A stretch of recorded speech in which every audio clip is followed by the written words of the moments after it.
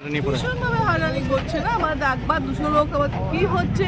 ব্যানার্জি বন্দ্যোপাধ্যায়ের প্রবলেম কি হচ্ছে বয়স 15 বছর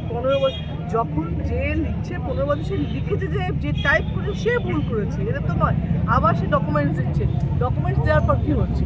ডকুমেন্টস দেওয়ার পর তো আমরা একটা আনসার চাই যে হ্যাঁ আপনি যেটা দিয়েছেন আমরা স্যাটিসফাই সেটা কখন দেবেন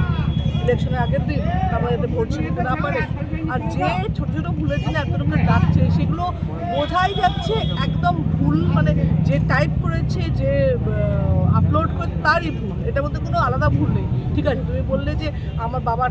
কাগজ দিতে পারলাম না সেই সংখ্যা কত খুব কম ম্যাক্সিমামই সংখ্যা হচ্ছে বয়সের ভুল আছে কিংবা নামের ভুল আছে এটা সেটা তো ওদেরই ভুল থেকে আবার ভুলটাকে আবার ভুল করছে কোনো কি অভিসন্ধি রয়েছে বলে মনে করছে একদমই তাই তাহলে পুরো প্ল্যান কি চাইছে মানে তৃণমূলকে হারাবার জন্য কি চাইছে যাতে ইলেকশনে এই ভোটগুলো বাদ যায় যদি ইলেকশনে আগে আর এরা নতুন করে লড়াই করতে না পারে ভোটার হিসেবে এইবারে বলবে যে চলো এই ভোটটা দিয়ে ছাড়াও পরে এবার আমরা তোমার নাম আপনারা কতটা প্রস্তুত আছে এটাতে এরপরেও আমাদের সব ইয়ে আছে তৃণমূল জিতবে সেটা নিয়ে কোনো ডাউট নেই